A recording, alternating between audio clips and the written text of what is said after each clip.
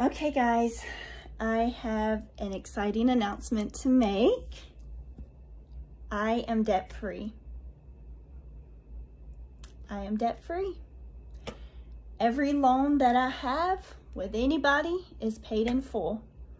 And I just wanted to take a minute tonight on this beautiful Christmas to tell my story and what I've learned on this journey and what's in the future for us. So yeah, grab a cup of coffee and join me. I have dreamed of telling this story for a very long time, and I thought that I would get all dressed up and tell it on top of a mountain and do something grand, but I really just want to sit here in my Mama's rocking chair and share from the heart my story with my loved ones. So Michael and I originally went through Financial Peace University back in 2013, like I believe October through December of 2013, and that was about 5 months after we got married. And I remember thinking how cool it was that so many people in their 20s and 30s were paying off all this debt and, you know, putting money aside for investing for their future and retirement. And I just thought, well, how in the world are they even doing that? I barely know how to write a check and balance a budget. I don't even know how much money is coming in and how much money is going out. And I just knew that I wanted to like soak up all of that. So Dave Ramsey became my adopted father of finance and took us on this journey. At the time, we had two vehicles. Both mine was paid for.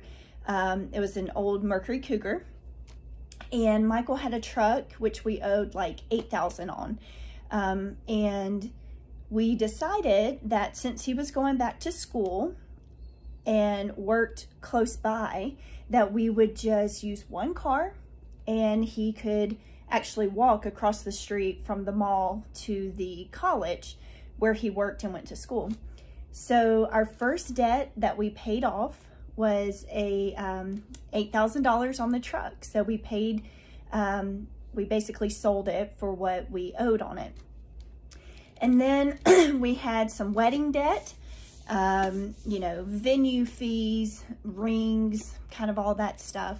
And we paid that off. And we ended up, I think that first like year and a half, well, I guess that first full year, 2014, we ended up paying off about $18,500. And that really kickstarted things for us. So we pretty much was debt-free. We were cash flowing his college, but I had grad school loans that hadn't kicked in yet. So I graduated with my master's in 2014, the end of 2014. So we had paid all that off, and then my grad school loans came up for, you know, being due. So we started working on paying that off, and we were paying a little more than the minimums. But also in 2014, my car started going out on us. So we were still a one-car family, but we bought my Jeep Patriot. And I believe that cost round about 16 grand. Of course, we did not buy it outright. So we started paying on that. We had a car note again. But it was very important that we pay it off in half the time. So our goal was to pay it off in 2.5 years. And fast forward in 2015, we decided that we still want to pay extra on the Patriot, but we also want to travel. So 2015 was our first time going to Europe, my first time going to Italy, and it completely changed my life. Anybody who knows me knows how much I love Italy and how much I love Europe and travel And from that point on, I knew I wanted travel to be a priority, even if it meant slowing down on our debt payments from time to time. So basically, we were just paying minimums and paying a little more to my Jeep Patriot. And then in 2017, we paid off the Jeep Patriot 1 year early. That was the year we went to Portland, Oregon, and to Spain. And Michael was getting ready to graduate from his college. And then we were also putting money aside to actually live in Europe. I was getting pretty burned out at work, and he had been working and going to school. So we were both kind of exhausted and needing a break.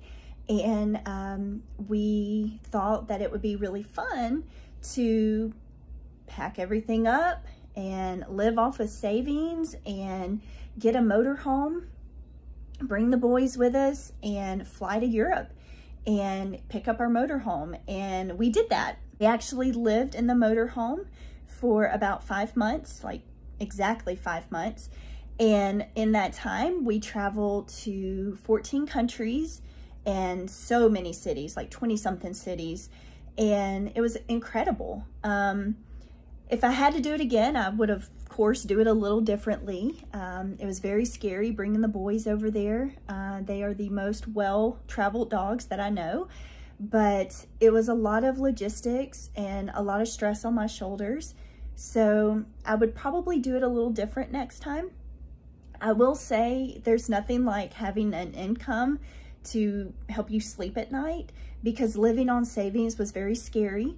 And we, of course, could not act like we were on vacation, because we had to keep that money, we had to keep it stretched, and we weren't really bringing a whole lot of income in. I was doing some freelance work, which was bringing in enough for like gas money, which still helped and probably helped extend our trip by a whole nother month. But yeah, basically, long story short, for 5 months in 2018, we were living in Europe in a motorhome. It was incredible. It was such a cool experience.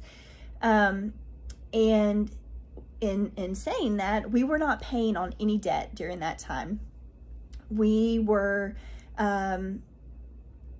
somehow, I forget how it happened, but I was able to get my student loans back in deferment. So I was not having to pay anything on it during that time. I think I was able to claim like not bringing in an income or something like that. So I kind of found a loophole.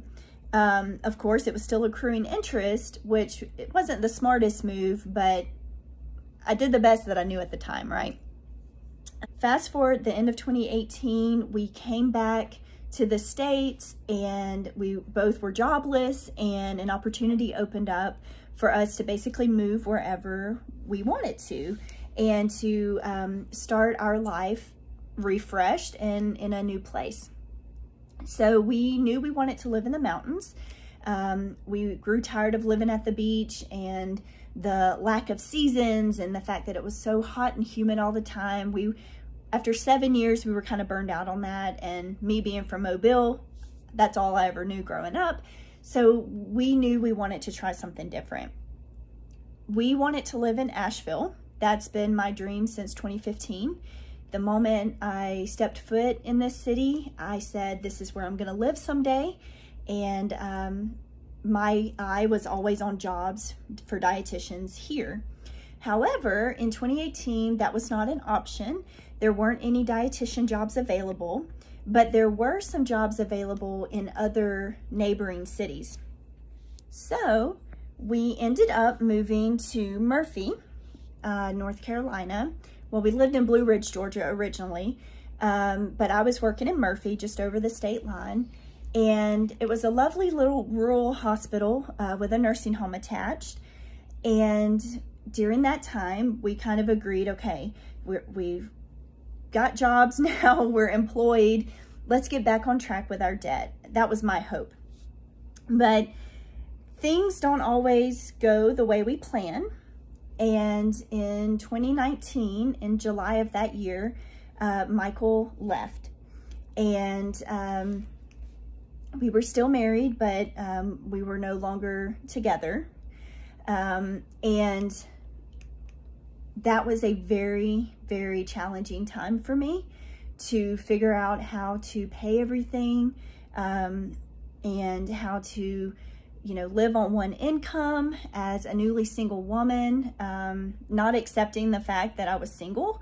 I really believed that we were going to work things out, and I was putting all my effort into that, but that's okay, because in doing so, I unearthed the best version of myself, and I love her, and I would not be the person, the woman that I am today without going through that life-altering, lonely, hard time of my life. I would not be the strong-willed woman that I am. I literally can do anything that I need to do on my own, and I proved that to myself. And I took all of that, and I realized that things were not going to work out, and we were going to get divorced. But for me, it was still so important that I be debt-free, because I still believed that the hustle was worth it, the sacrifices were worth it, and saying no was okay sometimes if it meant I could say yes for decades of my life. So with that being said, in 2020, like a phoenix, I rose up, I thrived, I reconfigured my budget and my mindset. I got moved up into a management position at my job, started bringing in a little more income, and got a couple of side hustles. Y'all know I always have a side hustle, and I just got busy. I got to work. So from 2020 to 2023, despite the pandemic, a divorce, a job change, and 2 moves, I knocked off the remaining $61,129.16. I was paying 25 to 35% of my net income each year towards debt. And that includes side hustle money. I was like the epitome of beans and rice, rice and beans, y'all. Like, if I could find it for cheap, if I could get it for free, I was down. I was gonna do it. Like, I amaze myself thinking of some of the sacrifices I made, and the things that I was like down for. It was incredible. So I kind of want to talk about that. To wrap that up, that is the debt part of the story. That is the debts we owed, the debts that we paid off and that I paid off. I paid off the bulk of our debt the last 4 years. And I say our debt, really the last 4 years, it was my debt.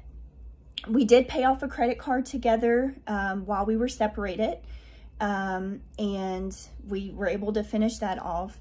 Of course, his student loans are his business, but in the 4 years on my own, I paid off 3 credit cards, my 2 grad school loans, and Stella. So yeah, that's the debt. So to kind of talk about what worked for me, so I planned a zero-based budget every month. So I told every dollar where to go. I knew exactly what I was bringing in from my main job and my side hustles, and exactly what my bills were going out. And then what was left, it went to debt. I did not have fun categories. I did not have out to eat categories. I did not have clothes categories, as I'm wearing my new outfit, okay? Shopping wasn't a hobby. I shopped when I needed to replace something, which was easy most of the time, but sometimes I just wanted to have some retail therapy, and that was a big no. Not gonna happen. Not while I'm paying all this debt. Like, it's time to get it together. If it costs money, like cover fees and things, I likely was not gonna go unless there was it was something I really wanted to do. So my rule of thumb was concerts and travel were always allowed. Those were the two things that bring me so much joy. So I was always allowed to do that, but I also had to be mindful. Like, I also wasn't going to be spending 20 grand a year on travel. So I knew that I had to pick and choose. So I did a lot of weekend getaways.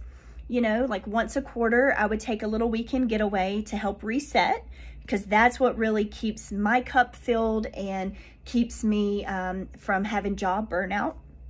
So, you know, about 4 times a year, little weekend getaway, or a bigger trip with less getaways. So I've done a lot of cool I've gone to a lot of cool places during this debt-free journey, like just in the time on my own.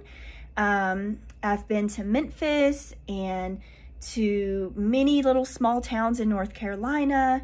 I've been to Charleston, South Carolina, so many places that I can't think of, but a lot of little small places near me too, so that it was easy. I made coffee at home.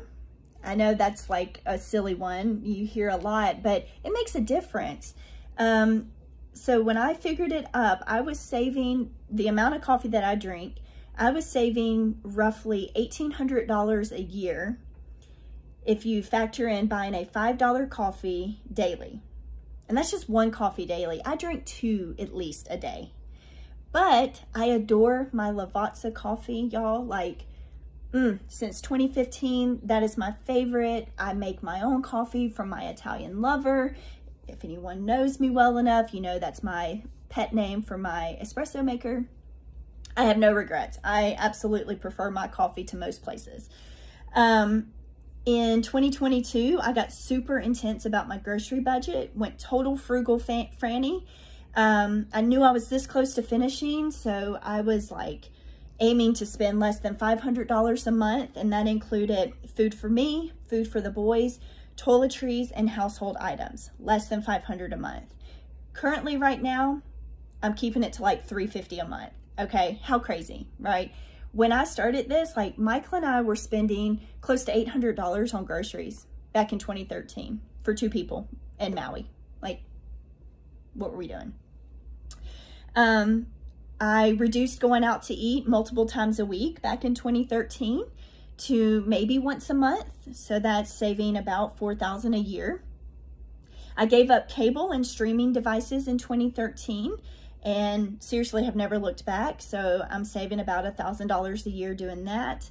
I had a $15 flip phone for 5 years when it was no longer cool to have a flip phone.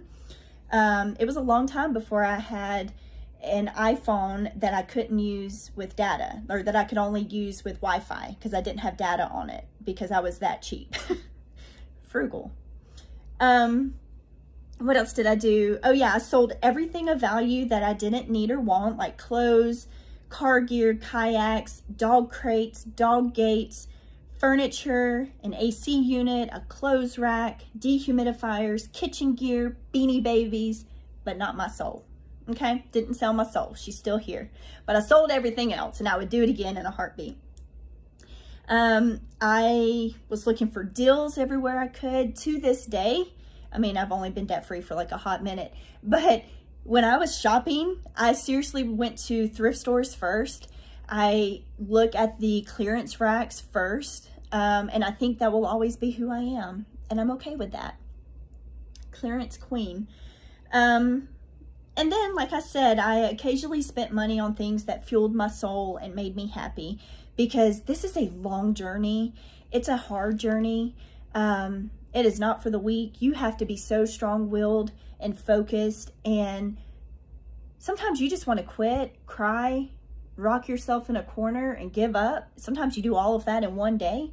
And, you know, I kind of joke about it, but I have had moments of complete despair and depression where I felt like I was never going to get out of this mountain of debt.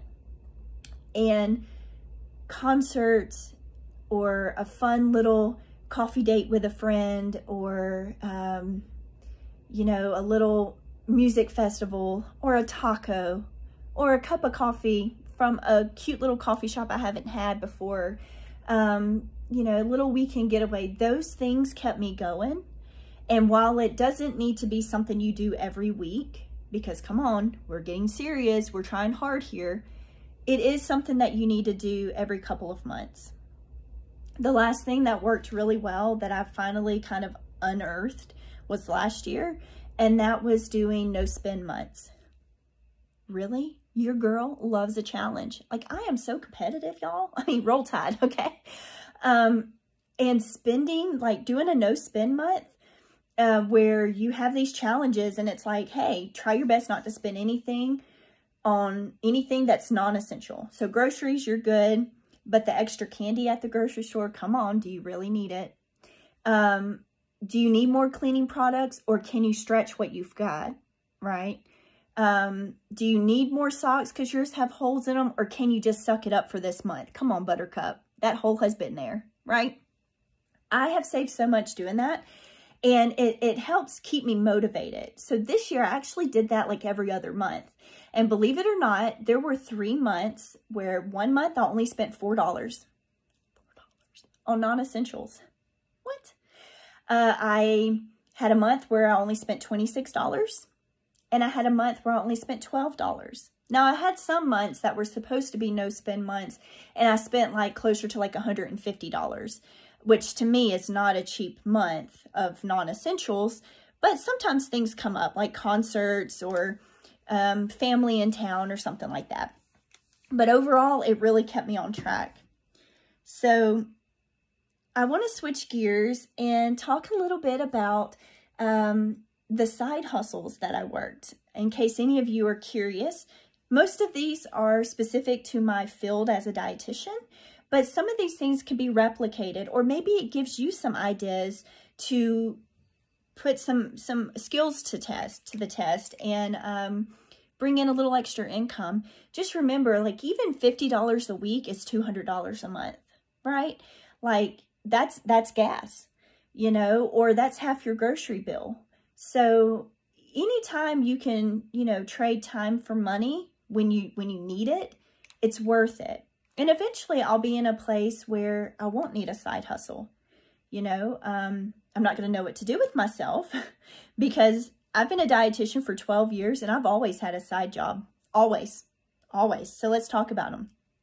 So in 2014, I was a summer adjunct nutrition professor. So over the summer, I taught at a local community college in Pensacola, and I worked at the hospital during the day, and I was a nutrition professor at night. That's right. I was a health educator for a company that put on wellness events all over the Southeast. I travel blogged for 4 years. The wanderlustdietitian.com, baby. And I never made a ton of money from this, but let me tell you, I got so many travel perks. Our trip to Portland, Oregon in 2017, almost free. It was like 80% paid for. We got discounted flights. We had all kinds of cool tours given to us so that I would write about it. I didn't have a huge following, but I had about, I don't know, maybe 3,000 monthly subscribers or something like that. Like, that's pretty cool. And I just loved kind of sharing our travels that way. But I closed it down in 2019, so, you know. I sold travel photography prints on Etsy. I was a freelance writer for travel and nutrition. I published a travel ebook on Amazon while we were in Europe. I was a freelance meal plan developer and a resume editor. So people would send me their resumes and I would make it look fabulous. I was a nutrition app tester. I was a nutrition consultant for employee health at a casino back in Murphy. I also took family and friend referrals throughout the years, and I usually kept it pretty simple with what I would charge, but if I had room in my schedule, I would work with people, but I always charged because I went to school for these skills, and I've also spent 12 years honing these skills, so pay your girl. I was a virtual assistant for a previous employer. I know you're on your debt-free journey. we have some virtual assistant type projects that we could use your insight on. Would you mind helping us do that? I was like, 100%. And they were cheering me on. Like, I'm telling you, share your story. So many people are scared to talk about big things that they're working on. And I say, nonsense. If you repel people by telling them the cool things you're working on and the challenges you're overcoming, then they don't need to be in your life. They're not your hype person. They're not the person that's going to root you on at the finish line. So I would share what I was working on. And my employer was like, we want to give you some work if you're up for it. Of course I'm up for it. I'm a hustler, baby. I'm always up for it. So then a different previous employer reached out, and I reached out and was like, hey, do you have anything remote that I could do in the evenings? You know, monitoring something, doing audits, chart checks, like anything, you know, mail out thank you cards and birthday cards. You tell me. Like, I just want some extra work because I'm so close to finishing some big goals, and I just, for my sanity, I need to get it done. So they were like, yes, we would love for you to be a remote clinical nutrition manager for 3 sites. Go. I was like, well, shit, that's a big handful. So for about 5 months, I was a virtual clinical nutrition manager for 3 sites, one of which was a site that I used to work at. And then the site I used to work at went away from that company and switched to the company they're currently with. And I wanted to actually be the dietitian for the site that I used to work at. And I wanted to see if I could support remotely. So I reached out to the company, the new company, and said, hey, this is who I am. I lived and worked there for 3.5 years. I would love to help out remotely. You know, I do work full time. I have no interest in leaving Asheville. I have no interest in changing jobs. I absolutely love what I do, but I am looking for some side work. And they said, great, you can do some things remotely. It's really nice to be able to bring in some extra money and put it towards your goals that you're working on. So I've been very blessed that as soon as one side hustle has ended, within a month or 2, or even the same day, a new side hustle comes to me. And I really believe it's all because of my mindset and the fact that I live a life of abundance, and money is always finding its way to me because I'm responsible with it. And there's so many Bible verses about that, and I completely believe it to be true. So yeah, those are the side hustles that I've done. Some years I brought in, you know, just a couple $100. Some years, a couple thousand. The last couple of years, I've brought in close to 10 grand, 10 to 12 grand, just on side hustles. So don't sleep on it.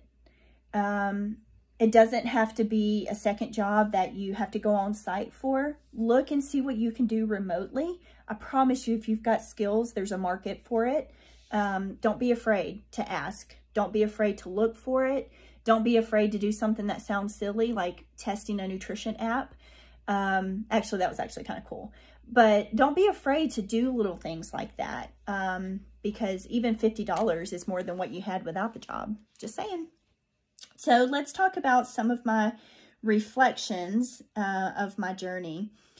This was not an easy journey. This was one of the most challenging journeys I've undergone ever. The sheer mental and emotional willpower you have to persevere is unreal. I cannot put into words what I had to sacrifice and give up while conquering this dream. It was so daunting to wait for payday so you can make another payment. You almost just could not wait because you were just so ready to see that budget or that amount go down. It was a hurry up and wait kind of feeling constantly. The closer I got to being finished, the more impatient and restless I felt. Oh, that's so true. Ask my coworkers. Oh, they know how restless I was getting. There were so many times I had to cook when I wanted to order takeout or to go out. I had to be mindful of what I spent my money on so I didn't lose traction. I had to be open to finding free things to do around town. I had to muster energy to work my side hustles after a long day at my main job. I averaged about 50 to 60 hours a week routinely between my main job and my side hustle combined. I had to stay encouraged when I felt that this mountain was not going to budge, because there were times where you really were not making a lot of traction, and those times really sucked. The hardest part for me was the fact that you will lose important people while you're on this journey, people that meant the world to you, because it takes so much effort, endurance, willpower, and frugality that not everyone can handle it. And I truly believe that that is one of the reasons, not the only reason, but that is one of the reasons my marriage ended in divorce. This is a very hard journey. It's hard saying no. It's hard feeling like the mom in the relationship. No, we can't spend money on this. Even though it was because I knew we were getting so close. But it takes a toll. It changes the dynamics of your relationship. It takes the fun out of things. It takes the spontaneity out of things, because you have to be mindful of what stuff costs. And it just really suffocates that flame that you have for each other until there's nothing left. And I truly believe that that was a big part in our undoing. There were many things, but yeah, this journey was hard for that. But the people who stay are the ones that are meant to be in your future. Remember that. Surround yourself with people who are becoming debt-free, are frugal with their dollars, and, or at the very least, understand and support your decision to be debt-free. Your mindset and willpower are everything. Everything. Sometimes you have no money to your name, but you have your mindset and your willpower. And let me tell you, they are gold. They are worth more than your weight in gold. Get these two in a positive space and you will be unstoppable. You will. I can't stress enough how important a positive attitude and a battle buddy is on this journey. I have learned that I do not have a fear of money or a mindset of lack. My life is full of abundance. I know that money is always finding its way to me, and I will have what I need when those moments come. God will provide, as He has consistently on this journey. Thank you, Lord. I am a pro at finding the best deals anywhere. I learned how to cook healthy for less than $4 a meal, and I'm able to share that with my clients. I'm not alone on this journey. I am single, but I am not alone. From my friends to my family to my coworkers to my dogs, I have people around me that are cheering me on.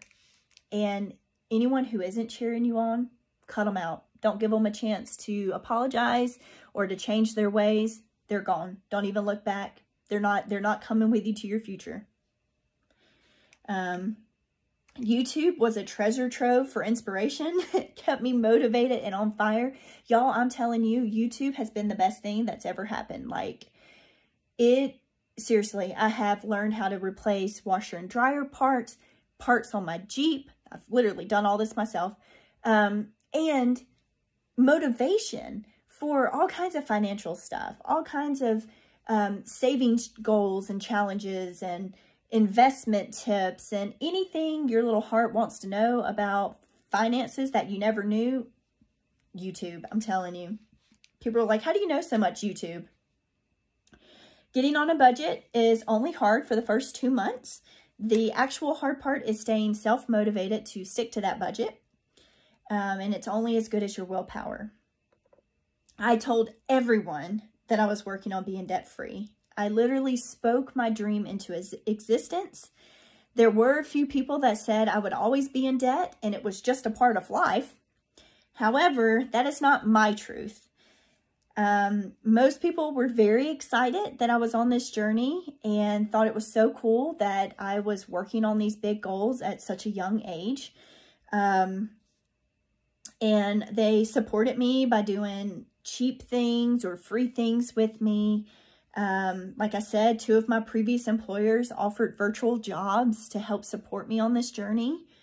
I was able to educate and motivate so many people along the way. And I hope these amazing people are reaching their financial dreams as well. I know you can do it. Keep going. I'm always on your side. I'm your biggest cheerleader. You've got this. You so got this. There are so many fun, free things to do everywhere. I have done a lot of weekend getaways for under $300 and including gas, food, all the things. And it's amazing. There's so many free things to do. My favorite is nature. Nature is free. Mother Nature is so nourishing and healing.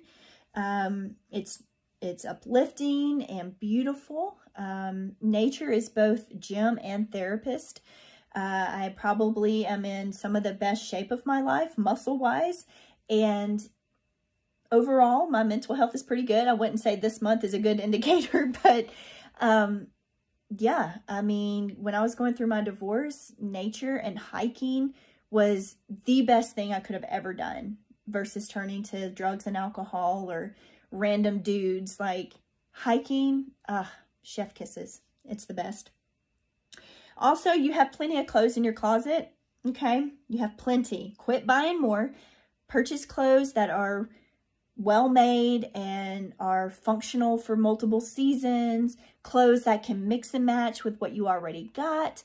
Only replace an item if you don't have another one and you need it. Say, I didn't have another sweater and I needed it. I could replace it.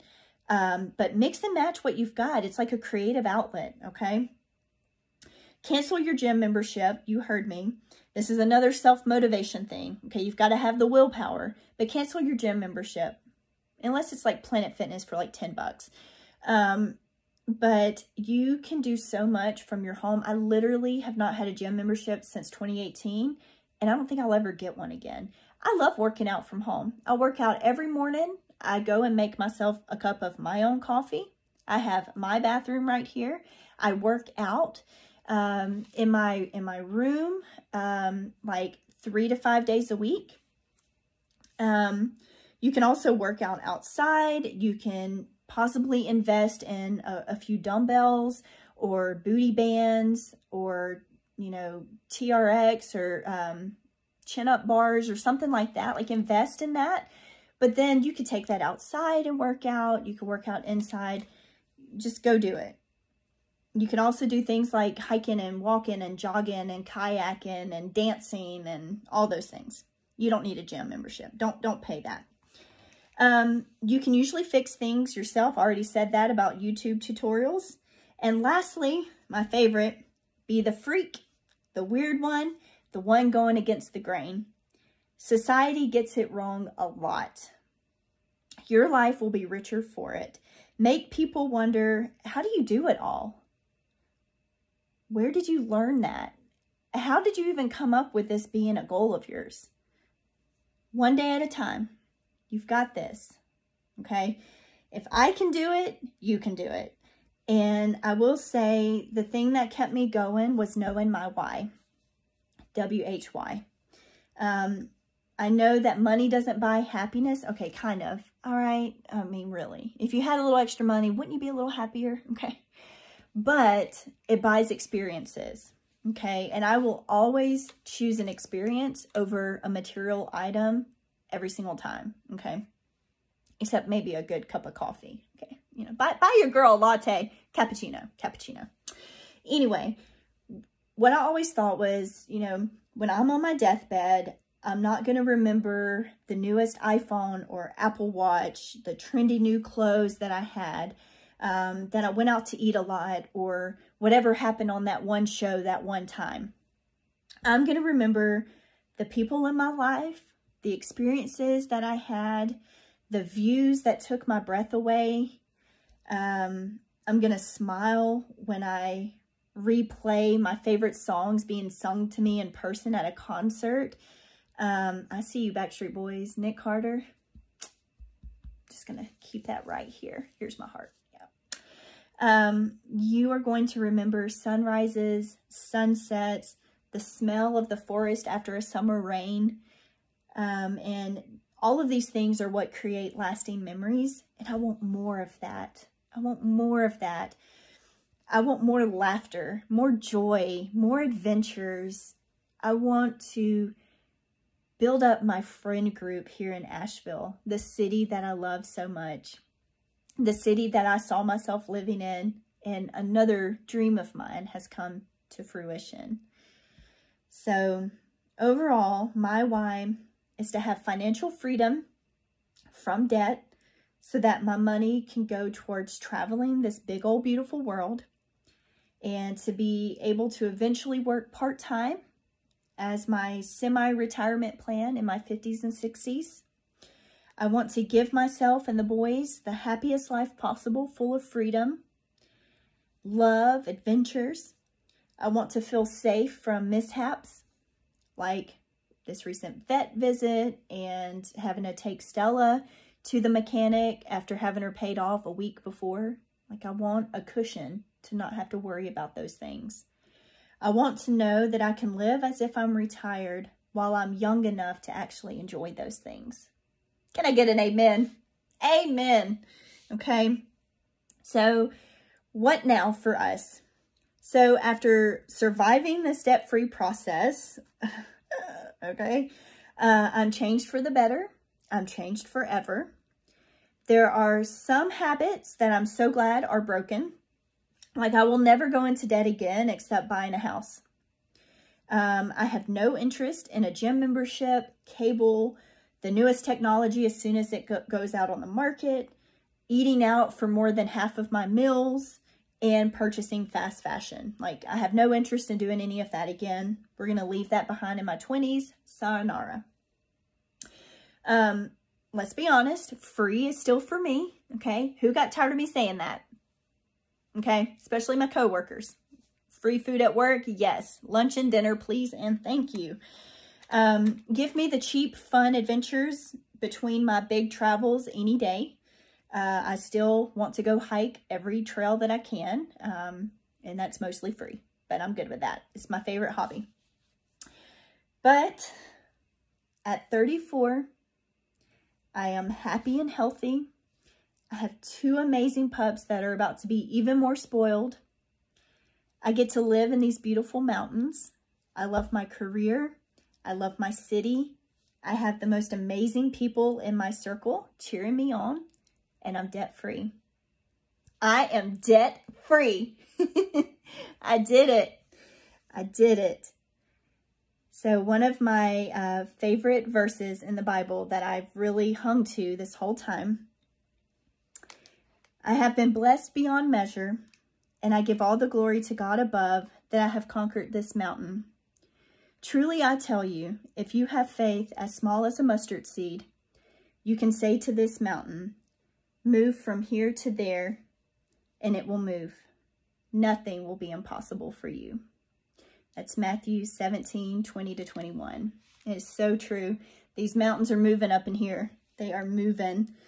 I'm so blessed. I'm so blessed. And I realize that everybody's on their own journey. And I want to encourage you, wherever you're at on your journey, to don't give up hope. Keep going. Find joy where you can. You will eventually reach the tunnel at the end, okay? The light at the end of the tunnel is the end of the tunnel. It's not a train, okay? It's not. So now we're working on fully funding our nest egg. We're going to start with 3 months emergency fund. And I'm also putting money aside into my Roth IRA. I hope to max it out. Sorry, I forgot the word. Max it out next year. Next year for my age range, that has gone up to $7,000 a year. So I'm really hoping to be able to do that. But of course, having my nest egg, my cushion comes first. And then I just want to travel with the boys, just whenever and wherever we want to go. Like, I want to do that. I want to go. I want to see the world and just enjoy the freedom I've created. Okay, I know this video was crazy long, but thank you for listening. I have dreamt of telling my story since my first Financial Peace University class in 2013. So it's only fitting that 10 years to the month of me finishing that class, I am finishing my debt-free journey.